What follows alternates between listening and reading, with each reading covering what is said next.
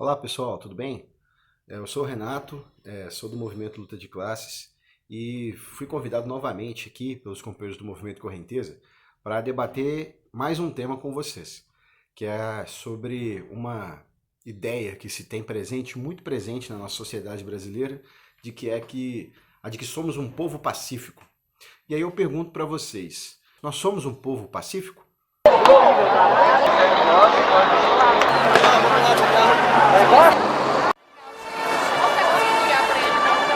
Pois é, acho que não, né?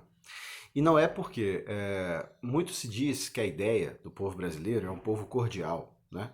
A montagem que se teve da ideia do povo brasileiro é de que a gente é um país que vive pacificamente entre as classes sociais, entre as raças que se formaram a nossa nação brasileira, não é? Então, como se a gente vivesse tranquilamente e tudo desse certo, como se o país inteiro fosse um carnaval. E nós sabemos que a realidade é bem diferente disso. A realidade é que nós somos um povo marcado por 300 anos de escravização do povo negro. Fomos marcados também por uma invasão dos portugueses aqui nas nossas terras e a imposição aos indígenas que moravam aqui e donos verdadeiros dessa terra a trabalharem para que eles lucrassem e revendessem os produtos e a riqueza natural do nosso país.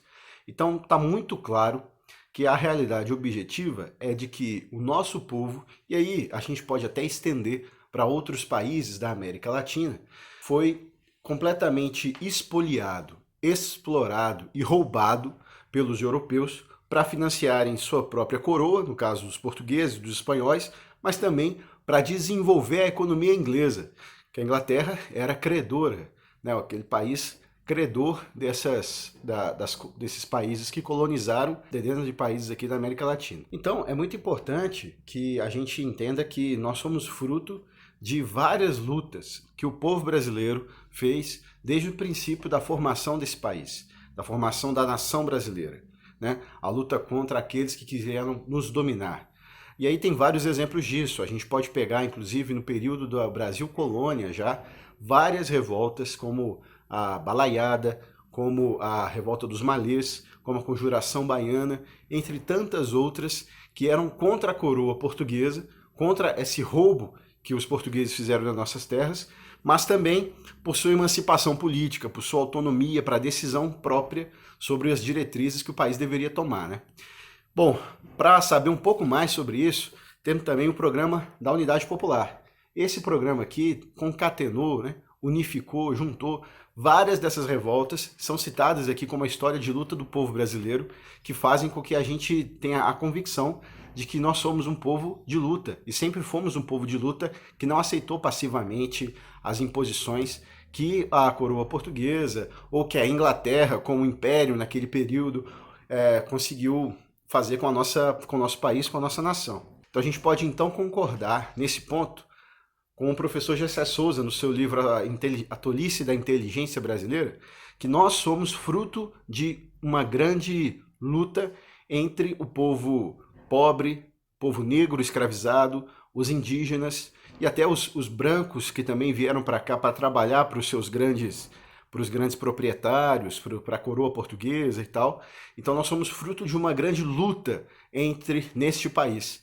Então a questão da cordialidade é uma ideia incutida, é uma falácia que é colocada nas nossas cabeças para a gente achar que a sociedade é isso mesmo, que a gente trata tudo na paz e no carnaval, mas a única paz que existe de fato nesse país é a paz dos cemitérios. Essa semana mesmo aconteceu o assassinato do jovem de 14 anos do Rio de Janeiro. Então, quantas vezes isso já não aconteceu? Quantos jovens já não morreram, negros, moradores de periferia? Então é uma violência imposta pelas questões do Estado, que é dirigido por uma classe, que é dirigida pela burguesia. Então a burguesia, enquanto classe, dirige um Estado extremamente violento e opressor contra o povo pobre. Isso não é de agora. Acabei de falar aqui de exemplos sobre a chegada e a invasão dos portugueses no Brasil, a imposição da escravização do povo negro na África e também aos indígenas que nasceram nesta terra, né? Então, pronto, não é verdade que existe paz neste território, há mais de 500 anos. Existe, na verdade, muito conflito, muita luta e muita guerra para conseguir sobreviver e até conseguir viver dignamente, na verdade, né? Que essa é a nossa luta, né? Mas o objetivo desse vídeo, apesar dessa introdução, é a gente falar um pouco também sobre as lutas que a classe trabalhadora já organizada, e aí principalmente no século XX, desenvolveu no nosso país, para mostrar também que a luta política nesse território também não é uma luta política só pacífica, meramente pacífica, e não deveria ser, e não deve ser. Até porque, como eu já falei, o Estado burguês é extremamente violento, né? Então, vamos lá. É importante falar da Coluna Prestes, para dar um exemplo de resistência popular também e de organização armada, né? A coluna foi montada por vários soldados, tenentes, capitães do Exército Brasileiro que se revoltaram contra a realidade da República Café com Leite, né?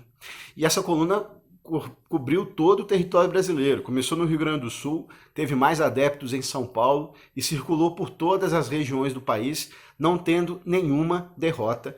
Por mais que o Estado brasileiro daquele período, que era o presidente Arthur Bernardes, gostaria de derrotar a coluna e impor essa derrota aos revoltosos, mas isso não ocorreu durante todo o período de governo do Arthur Bernardes. A coluna foi uma experiência importante, interessante, de luta armada no território brasileiro.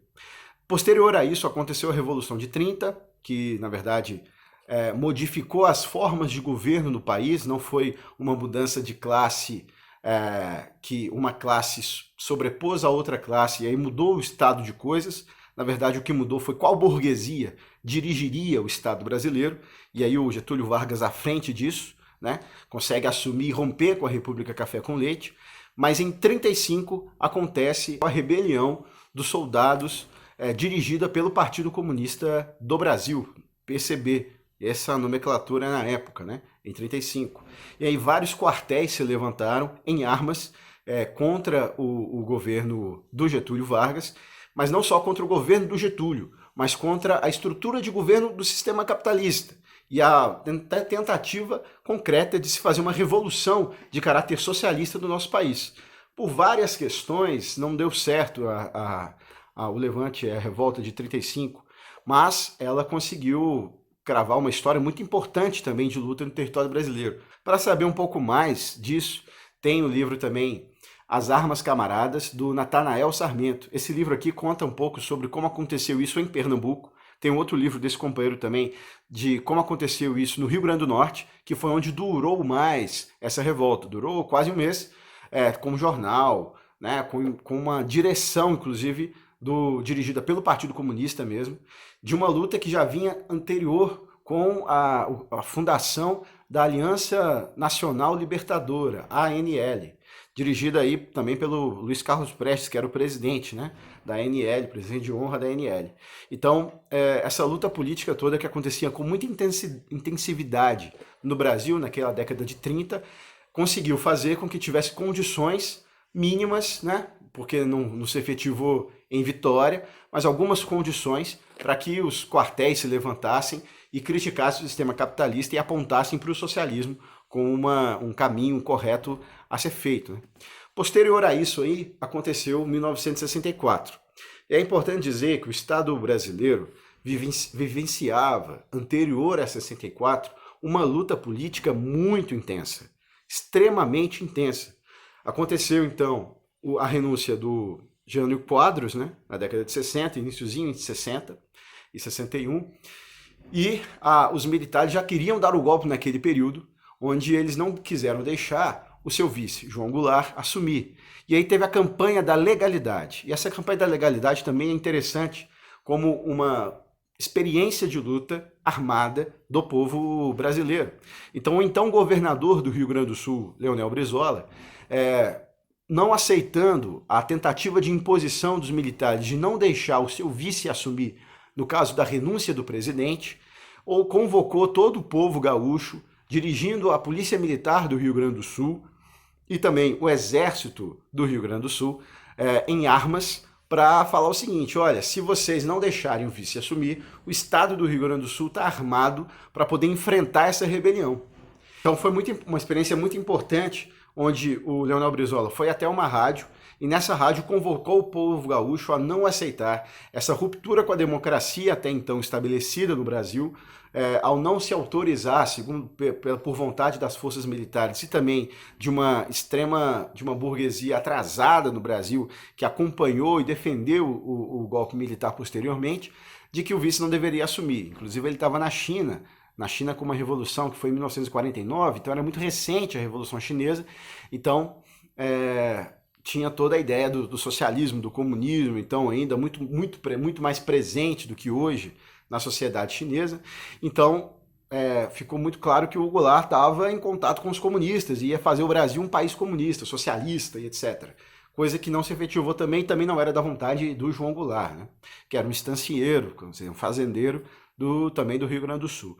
Então, essa pressão toda acontece e se garante a chegada do João Goulart no Brasil e assumir a vice-presidência ainda que num sistema parlamentar, né? Tinham 3 ministros, né? Um deles era o Tancredo Neves, inclusive, entre outras pessoas, que fizeram um rearranjo, um combinado com as forças dos militares, que fizeram João Goulart voltar para o Brasil, aceitaram voltar e tal, e ele não assumiu efetivamente a vice-presidência, só fazendo isso depois de um plebiscito feito em 1962.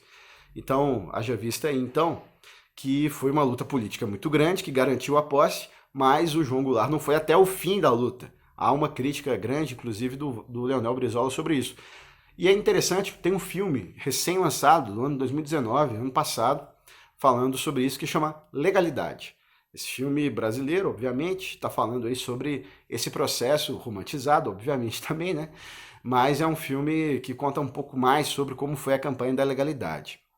Bom, gente, em 64, o Estado brasileiro, então, é golpeado pelas forças militares.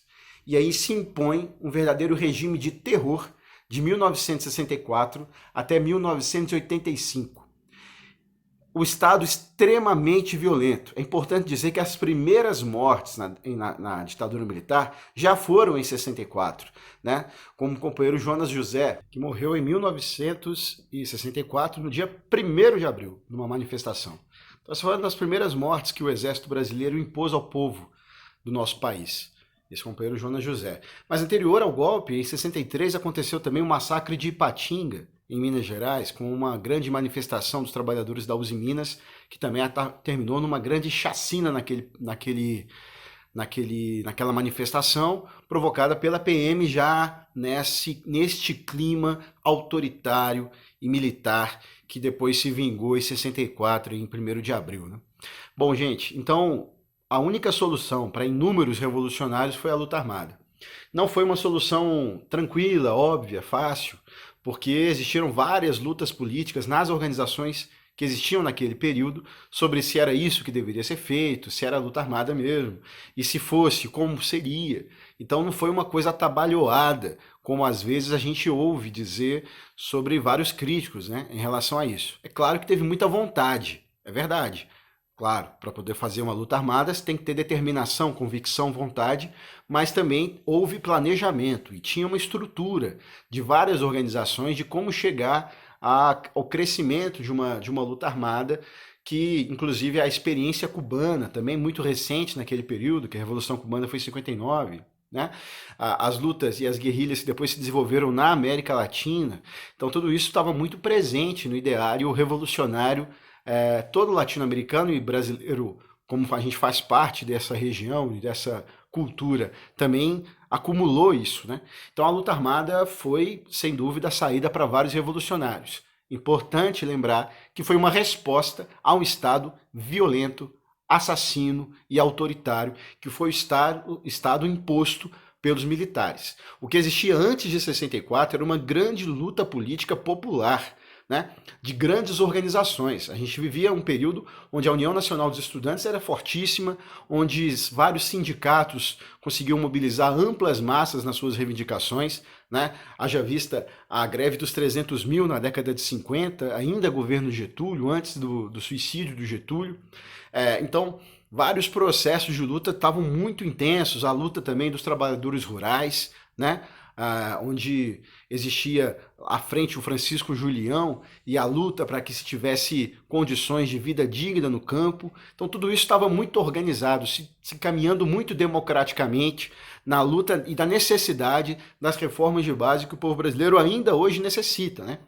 Mas o exército brasileiro e a burguesia internacional, né, os Estados Unidos, e aí tem um filme também, O Dia que Durou 21 Anos, que dá para a gente ter mais detalhes sobre a ação da Embaixada dos Estados Unidos nesse golpe de 64. Então é muito importante que a gente entenda que todo esse processo entrou em choque e a luta de classe se acirrou de tal forma onde o golpe aconteceu e a resposta para isso, para várias organizações, e corretamente foi a luta armada, né? A primeira luta armada que aconteceu no Brasil, ou tentativa de luta armada, aconteceu já em 1965, em Três Passos, no Rio Grande do Sul. E também foi dirigida por essa ideia nacionalista que o Leonel Brizola defendia, e defendia também já desde a campanha da legalidade.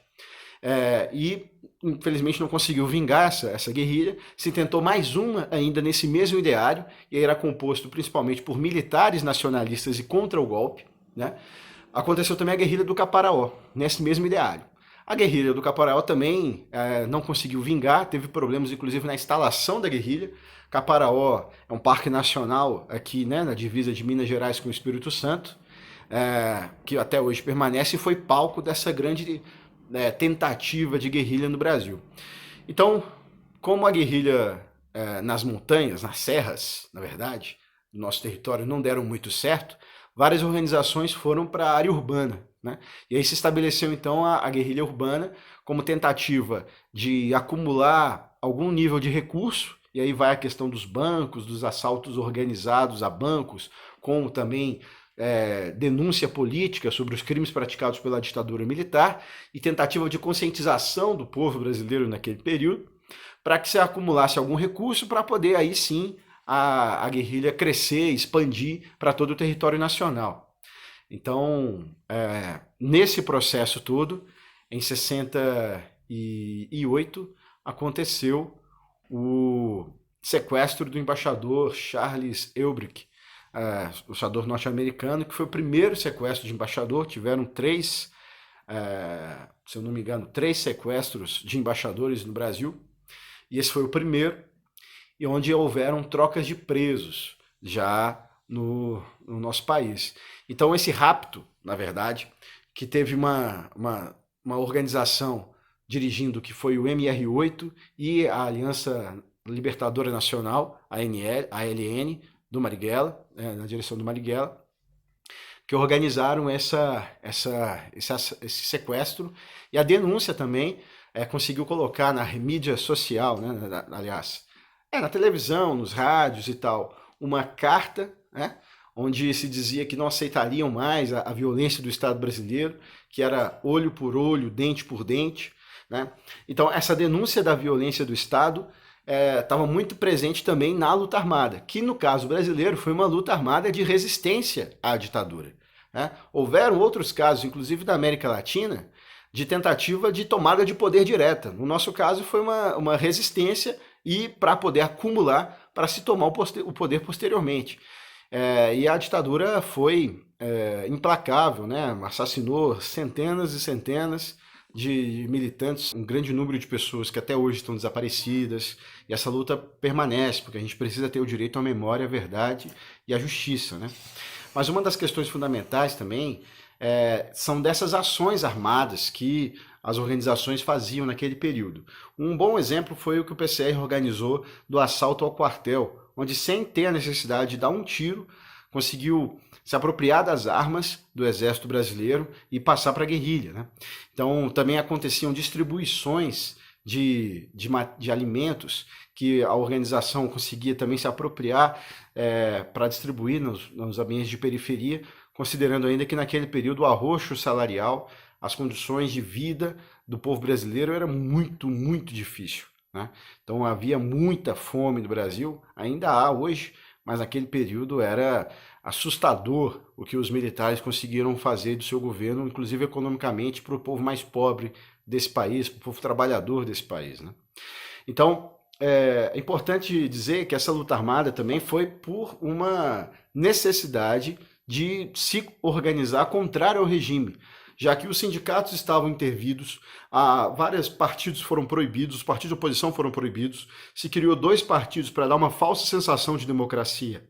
Mas a verdade é que eram dois partidos que, na lógica, era um partido dos militares, né, o partido do sim e o partido do sim senhor, por obrigação, por batuta dos militares, por baioneta dos militares na cabeça daqueles deputados. Era uma forma de resistência, tudo bem, mas a luta armada, ela conseguiu desenvolver também uma pressão muito maior contra o Estado brasileiro.